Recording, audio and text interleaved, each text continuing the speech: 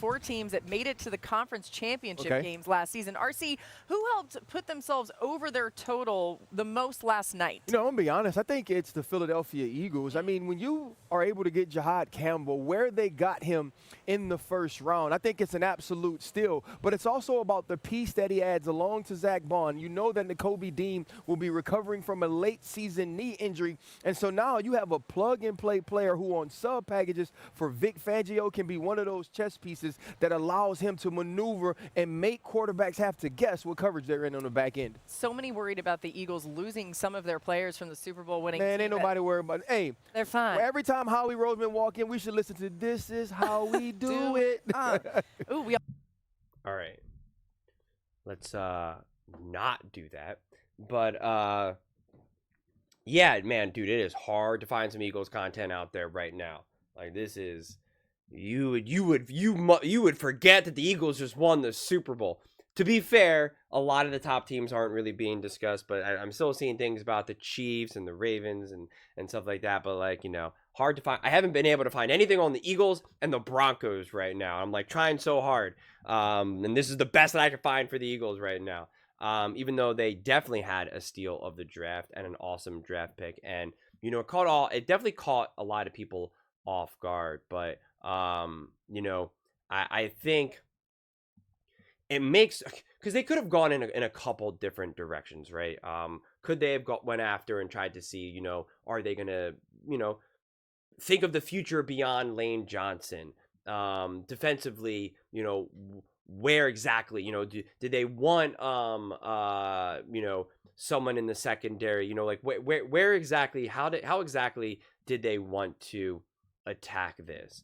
And to me, the way how this kind of shapes up for the Eagles is they're continuing to just be young, physical, and tough on defense, but they still obviously, and they've lost a little bit of this, but they're now in the process, and I kind of talked about this with a different team, where you kind of look at it where when you have a core of older guys that are obviously going to be moving on, and you have the young guys coming up, you really do have to be careful with this whole, like, you can't get rid of the old guys too fast, and you can't double down on the young guys too fast either. And it's kind of just like this kind of conveyor belt where you have the old guys and they're getting going, and then they kind of fall, and, you know, then they're gone, and the young guys. And again, you don't want to get caught in this kind of weird situation where you're like, you have no veteran leadership, you have no experience. But the Eagles were able to get such a turbocharge in this because the young talent that they were able to bring in were able to have such experience and such success that they literally won a Super Bowl, that it really now allows these second-year players, these third-year players, to essentially already be the seasoned veterans. And that is now how you can kind of get rid of a Darius Slay. Not to mention this defense.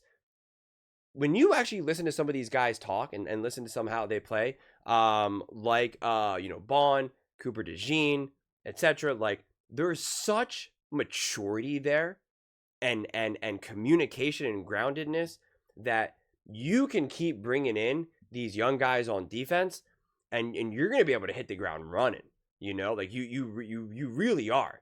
And this team would be so different. Let's say they didn't win the Super Bowl. Let's say they just made it to the NFC Championship game and they lost and all of that. It would still be different because now you have young guys teaching other young guys, and they're like, hey, you know, let's see what we can do. Let's see if we can win. Let's try to get to the promised land together. Now you got these young guys who are kind of like, I called an interception. I had a pick 6 against Patrick Mahomes in the Super Bowl, bro. Like, you know, like, I've been there. I've done it. I did it. You know, and it's just, you can't do anything but listen to that. And it's so reminiscent when Nick Wright, wrongfully from my viewpoint, ripped CJ Stroud for, you know, giving some support to Caleb Williams. And people were kind of like, who is CJ Stroud? He's been in the league for 1 year to tell him anything. And I always rejected that because I'm like, you can learn from anyone, dude. You can learn from like you know, from your 10-year-old kid. You know, you can learn a lesson from them. You know, don't close the doors to any wisdom. And the difference, though, is if CJ Stroud won a Super Bowl as his rookie and was the MVP, you would be like, yeah, CJ, listen to what CJ Stroud has to say. And that's what I love with this defense now. It's like they can get younger faster and let go of some of these older guys who are really kind of hanging on near the end of their career or just slowing down, because you already have the culture and the experience already within the young guys. So it's pretty great. It's going to help you obviously long term in terms of salary cap and all of that. And it's also the benefit of having a true seasoned veteran defensive coordinator in Fangio, right? Like that alone is worth its weight in, diamonds, not even gold, man. Whatever's more expensive these days. Actually, maybe gold is.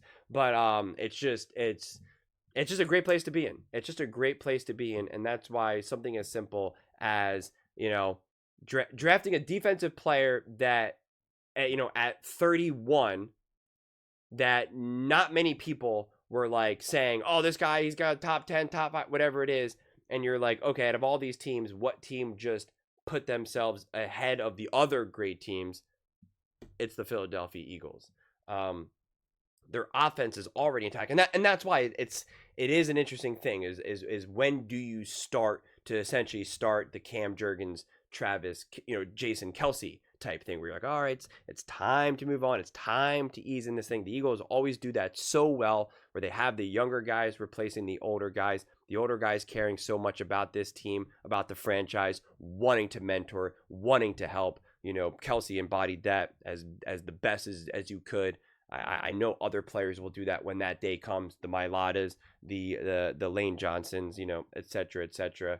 And again, even just someone like Darius Slay, the way how he took in Cooper DeJean, Mitchell, calling him his children, like just having a year of that, it instills in those players how you kind of treat the other new guys coming in. And so you just continue that culture, and that's how the culture really continues. It's very much like, passing of the torch, right? Like, it really is. And when you get a win so early on with so many young guys, it just builds that foundation, and you're actually passing a torch of a Super Bowl culture rather than just, hey, we're a really great team. It's kind of like what the Ravens are doing. It's like, hey, we're a really great team. We're a really great team. We're a really great team. And it's different levels. It's we're a Super Bowl winning team. We're a Super Bowl winning team. It just matters, man. It just matters. So I'm really excited about this pick.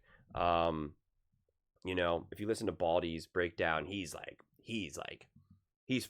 through the moon for this one. But it was funny because during when I live streamed the draft, and there was a bunch of Eagles fans in there, and they were confused. They were confused about why did Howie trade up, and how the Chiefs weren't going to get him, so why did they do that? And why did they even just pick that position to begin with? And there was a couple other picks that people felt that they fell and that they should get, but I love the pick. I think it continues to give them flexibility, and again, it's just like, I don't know if there's a single person watching this video, watching, ESPN, FS1, whatever network, whatever YouTube channel. There's really not a single person who could be watching any of this content and question anything Howie Roseman does or doesn't do. And so it really is very much kind of just like, I'm just gonna sit back and watch, right? Like who am I to criticize, what Howie Roseman does? So it really is in Howie you trust. So or you can sing "This Is How We Do It," but I'll keep my distance from that one. But those are just my thoughts. I'd absolutely love to hear yours. What do you guys all think about the Eagles' first round draft pick? Going defense. Let me know in the comments below. I read every single comment, so whether you agree with me or disagree with me, either way, let's get in some discussions, let's get in some fights, but ultimately, let's just have some fun. And please do consider subscribing. We are building an amazing community here, and I absolutely love to see you part of it. I want to build something that we all genuinely feel connected to, something that we're really excited to be part of. I think we're well on our way to doing it. And please don't forget to give this video a thumbs up, as it really does help the visibility and the algorithm. Thank you so much. See you next time.